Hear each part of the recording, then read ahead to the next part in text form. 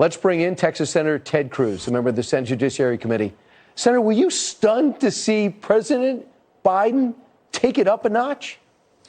You know, unfortunately, I wasn't. We've seen with Joe Biden a politicization of the Department of Justice, a politicization of the FBI, and a weaponization of the federal government. This Biden White House has handed control of their agenda over to the radicals, over to the extreme and the socialists. Remember, this is the same president whose Attorney General, Merrick Garland, sent a letter to the FBI directing the FBI to target parents as domestic terrorists. This is the same president, this is the same Department of Justice that is keeping peaceful protesters from January 6th in prison, is refusing to answer questions about solitary confinement, is devoting their resources not to actually going after bad guys, but to trying to target and punish their political opponents. And it is wrong, and it's profoundly dangerous. We keep hearing how President Biden was going to bring the country together. Oh, by the way, I'll bring it together, but you're evil and the worst extremist in American history.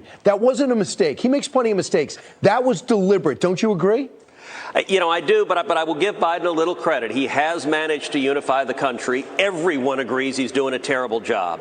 Everyone agrees inflation is skyrocketing. Everyone agrees crime is a problem. And I don't know if you saw the Washington Post a week ago. They said they discovered the sleeper issue in this race is illegal immigration, that nobody knew, but somehow 2 million people crossing illegally, suddenly the voters might care about it. It is ridiculous how bad this administration's been. Well, you're being called out, and I guess me too, because I'm really interested in who the leaker was for the first time in history. You used to work at the Supreme Court as a clerk. First time in history leaking out a decision before it was even done to the public, causing these riots. But you are evil for doing that, and I guess so am I. Listen to The View. A lot of Republicans are pearl clutching. Yeah. They seem to be much less concerned about what the document says about taking a woman's rights away and more focused on who leaked it. I'm so much less concerned with who leaked this than what was in the leak. And I think Republicans and conservatives have been working for 50 years for this. And now they're playing victim. Now they're crying out, who leaked it? Who leaked it? This is what they have wanted. And I think our reaction needs to be, who cares about who leaked it?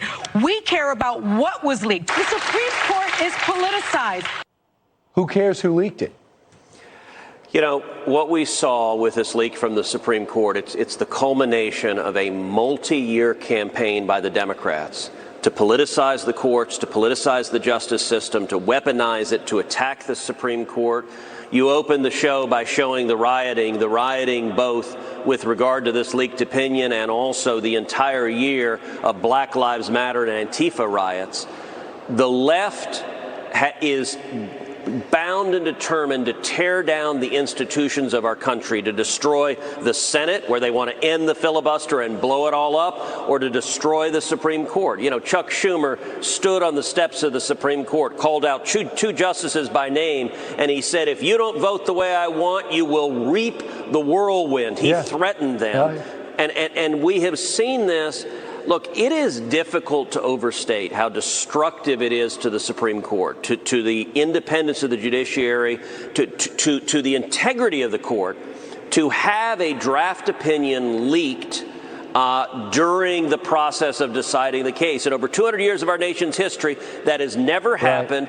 And there was one woke little left-wing twit who decided to hell with his or her obligations to the justice they work for, to hell with their obligations to the court, to hell with their obligations to the rule of law, that they would instead try to sneak it out in order to put political pressure on the justices and intimidate them into changing their votes. It is shameful.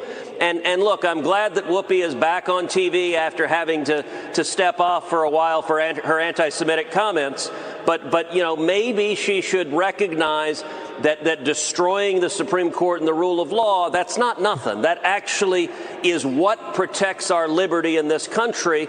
But today's left doesn't believe in individual liberty. Senator, real quick, I got two quick topics. One, having said that, you know there's about 260 people working at the Supreme Court. You know a marshal's in charge of investigating. From what you know, from the leads that you may have, do you think we're going to find out who it is? I think we have a very good chance of finding out who it is. If you look at the court, it's actually a very limited universe of people who it could be.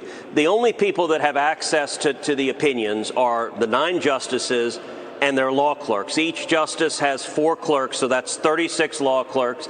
And there are a handful of clerical assistants and secretaries who might have it. I think the chances are 0 that it is a justice. I cannot believe any justice would be part to such a grave betrayal of the institution. I think it is a law clerk, and I think it is very likely a law clerk for one of the 3 liberal justices. That means there are 12 likely suspects. And listen, the fact that we have someone willing to be unethical and break the law does not mean that we've got a master criminal at the court.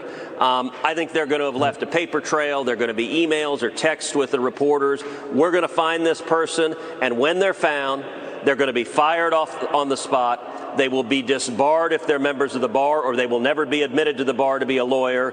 And to the extent they've broken criminal laws, they need to be prosecuted and sent to jail. And probably be a columnist on the Daily Beast or a commentator on MSNBC. Senator Ted Cruz, thanks so much. Thanks, Brian.